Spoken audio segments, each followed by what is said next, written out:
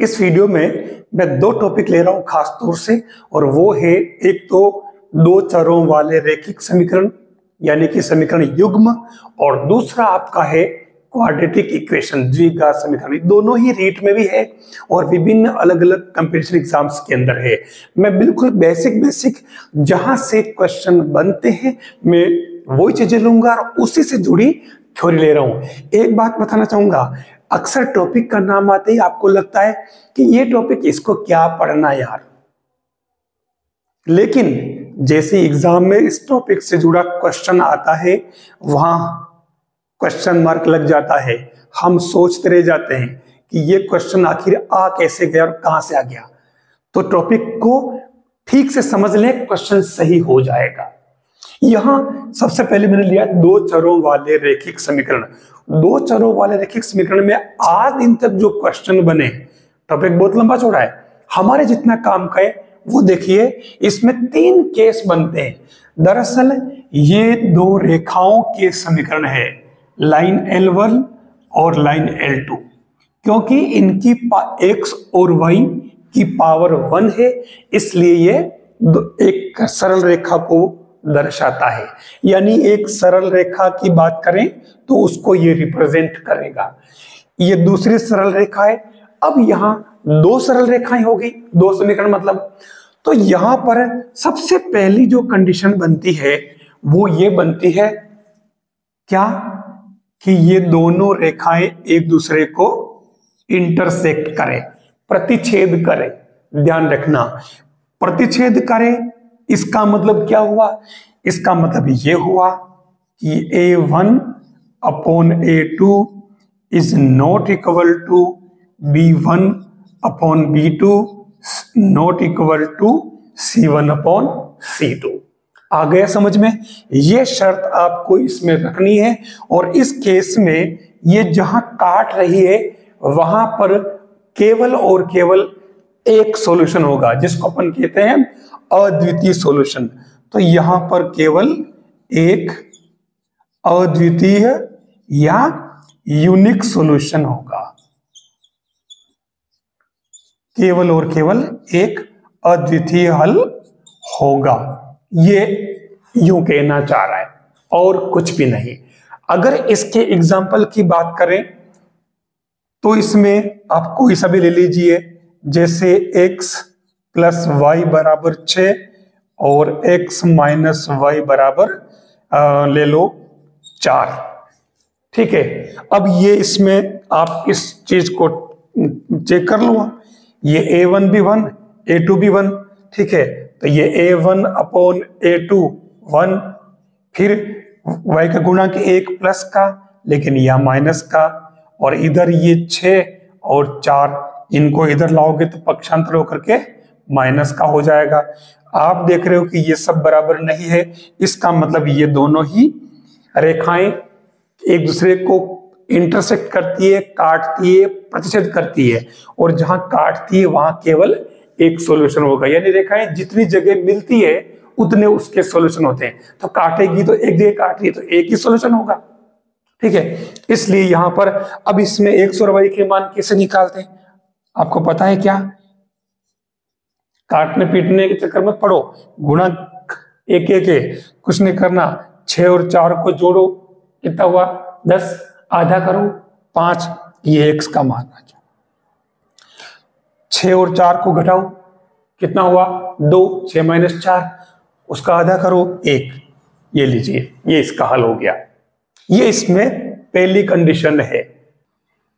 दूसरी कंडीशन क्या आती है?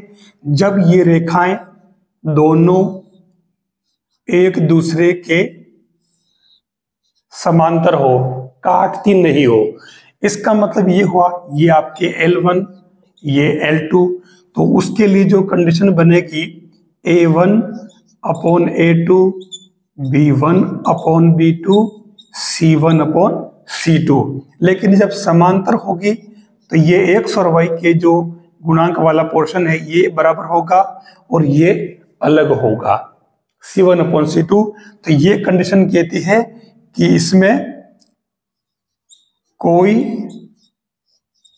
हल नहीं, इसमें कोई हल नहीं होगा, क्योंकि रेखाएं एक दूसरे को कहीं पर भी नहीं मिल रही है, पैरेलल है, समांतर है। तो उस कंडीशन में ये रेखाएं L1 समांतर होगी L2 और इसमें ये कोई भी हल नहीं देगी। ठीक है, नो एनी सॉल्यूशन। किस कंडीशन में? जब ये पैरेलल होती है तो। ठीक है, आप चाहो तो एग्जांपल ले सकते हो इसमें, जैसे 2x plus 3y equal to 4 और 4x plus 6y equal to 9। देख लीजिए यहां पर ये 2/4, 3/6 और 4/9। ठीक है, ये दोनों देखो इक्वल है, जबकि ये इक्वल नहीं है। इनको अगर काटो तो 1/2 हो रहा है, जबकि ये अलग आ रहा है। तो ऐसे केस में ये वाला जो पोर्शन है पूरा वो सेम रहेगा। आप चाहें तो इसमें से 2 कॉमन लेकर के डिवाइड भेज दें तो ये बराबर हो जाएगा। ठीक है, तो ये दूसरी कंडीशन है जिसमें कोई हल नहीं होगा। तीसरी जो कंडीशन बनती है उसमें लाइन सबसे पहले बना रहा हूं मैं L1, दूसरी लाइन L2 कहां है? दूसरी लाइन इसी के ऊपर है, ध्यान रखना। L2 एक के ऊपर एक, कोइंसाइड्स, संपाती बोलते हैं। यानी रेखाएं क्या होगी? संपाती, कोइंसाइड। मतलब क्या हुआ? इसमें अनेक हल, यानी यूं कह सकते हैं कि अनंत हल होंगे, क्योंकि बहुत सारे बिंदुओं में दोनों रेखाएं मिल रही है, एक के ऊपर एक है तो बहुत सारा मिल रही है, तो उस कंडीशन में अनंत हल होंगे। और इस केस में क्या कंडीशन बनेगी? इसमें A1 upon A2, B1 upon B2, C1 upon C2 और ये सभी बराबर होंगे। ठीक है, ये इसमें कंडीशन बनेगी, इसमें अनंत हल होंगे। जैसे आप कोई भी ले लो, 3x plus 2y plus 6 equal to 0, और ये ले लेता हूं मैं क्या, जैसे 9x। ठीक है, और ये हो जाएगा 6y और ये 18 इक्वल टू 0। देख लीजिए ये इसमें ये कंडीशन लागू हो रही है। ठीक है, 3/9 कर दो ना आप, 3/9, 2/6 और ये देखो कटकुटा करके सभी इक्वल हो रहे हैं, है ना। सभी के अंदर 1/3, 1/3, 1/3 आ रहा है, तो ये कंडीशन आ गई। बस ये 3 केस आपको याद रखने हैं, इसमें कोई नई बात नहीं। एक ध्यान रखना हमेशा ही कि इसमें अगर, क्योंकि अक्सर ये बात आ जाती है कि 41√41x √42y बराबर 0 और √51x माइनस रूट या 41y कर दो बराबर 0। तो उस कंडीशन में x और y के मान हमेशा ही 0 0 होते हैं, क्योंकि कांस्टेंट टर्म 0 है। तो ये इतनी बड़ी बड़ी संख्याएं देख करके आपको डरने की जरूरत नहीं, डायरेक्ट आंसर इनके 0 लिखिए। अब मैं इस पे जुड़े हुए खास जो कॉम्पिटिटिव एग्जाम्स के अंदर क्वेश्चन पूछते हैं वो क्वेश्चन बता रहा हूं कि कैसे इसमें क्वेश्चन आते हैं। सबसे पहला जो क्वेश्चन है आपका, देखिए यहां देर का 3px plus 6y equal to √50, दूसरा देर का √18x plus √24y equal to √75। p की किस वैल्यू के लिए ये जो लीनियर पेयर इक्वेशन है ये इनकॉन्सिस्टेंट है, यानी कि इसका कोई हल नहीं है, ये पता लगाना। अब कोई हल नहीं होने के लिए शर्त क्या होती है? याद कीजिए, कोई हल नहीं होने के लिए शर्त होती है रेखाएं दोनों ही समांतर होनी चाहिए, कहीं मिलेगी नहीं और कहीं नहीं मिलेगी। इसका मतलब ये हुआ कि A1/A2 equal to B1/B2 not equal to C1/C2। ये पैरेलल वाली कंडीशन है। अब इसमें अपन एक काम करें तो A1/A2 अगर निकालें तो A1/A2 कितना है? ये है आपके देखिए 3√18, ठीक है, 3p/√18।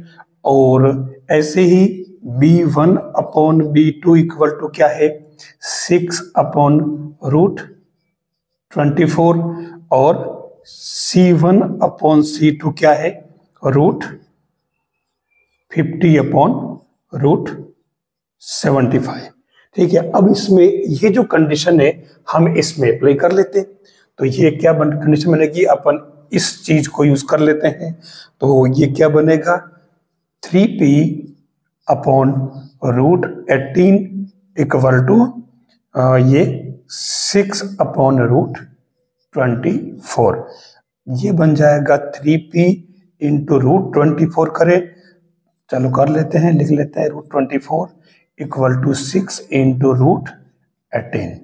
यहाँ देखिए आपके 3p और ये 24 है, तो आप इसे रूट 6 इंटू रूट 4 कर दें 6, ये रूट 6 इंटू रूट 3 कर दें, तो रूट 6 से रूट 6 कैंसिल और ये आपके हो रहा 2, तो ये 3p इंटू 2 और ये 6 रूट 3 से इसे आप काट दें 2 बार, 2 कैंसिल, तो ये p equal to root 3।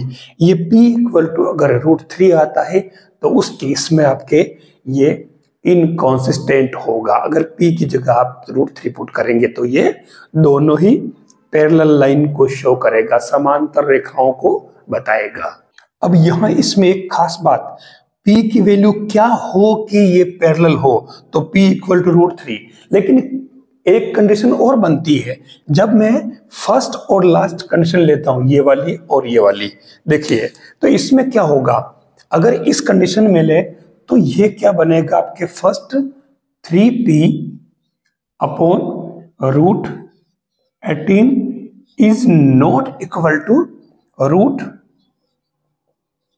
50 upon root 75। तो यहां मतलब क्या नहीं हो, p की क्या वैल्यू क्या नहीं हो, तो ये देख लीजिए, इसको भी अपन कर सकते हैं। ये बन जाएगा 3p अपॉन रूट 18 का मतलब हुआ कि root 6 into root 3 not equal to 50 का मतलब ये हुआ कि 25 रूट और root 2 upon root 3 into root 25, ये कैंसल। ठीक है, इसमें रूट 3 से रूट 3 कैंसल और अब ये बन रहा है आपके root 3p equal to root 2 into root 6। ठीक है, अब चाहो तो इसको और कर लो, इसको आप लिख दो रूट 3 इंटू रूट 3p और ये root 2 into root 2 into root 3, तो एक रूट 3 से रूट 3 आपके कैंसल, तो ये p इक्वल टू आपके क्या आ रहा है रूट 2 इंटू रूट 2 यानी कि 2 अपॉन रूट 3। अगर p जो आ रहा है वो रूट 2 अपॉन रूट 3 नहीं हो, नॉट इक्वल टू, ये नहीं होना चाहिए p की जगह, तो उस केस में भी ये पैरेलल होगी। ये दोनों चीजें हमें ध्यान में रखनी होगी इसमें। अब देखिए क्वेश्चन, मैंने कहा ना क्वेश्चन बहुत सरल लगते हैं लेकिन एग्जाम में बहुत दिक्कत आती है। अब यहाँ क्वेश्चन पूछ रहे हैं हमारे पास kx plus 3y equal to k minus 3, 12x plus ky बराबर k, कह रहा कि इनफाइनाइट सॉल्यूशन हो, इसके लिए k की वैल्यू क्या होगी। अब इनफाइनाइट सॉल्यूशन की कंडीशन क्या होती है, वो उसमें एक जो लाइन है दूसरी लाइन इसके ऊपर कोइंसाइड होती है, समपाती होती है, एक के ऊपर एक होती है, तभी मेनी सॉल्यूशन होते हैं। यानी कि उस कंडीशन में a1 upon a2 equal to b1 upon b2 equal to c1 upon c2, ये कंडीशन लागू होती है।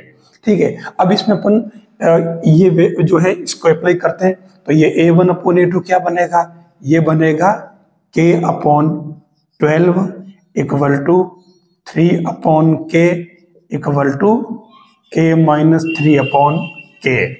ठीक है, अब इसमें यहाँ 3 कंडीशन बनती है, देखिए यहाँ तुरंत मिस्टेक होती है, तो इसलिए आप इसमें सबसे पहले फर्स्ट और लास्ट साथ में लें। ठीक है, फर्स्ट एंड थर्ड, तो उस कंडीशन में ये क्या बनेगा k इंटू के इक्वल टू 12 के माइनस 3 मल्टीप्लाई करना है, तो ये बनेगा आपके के स्क्वायर माइनस 12k और प्लस का 12 दिया 36 बराबर 0।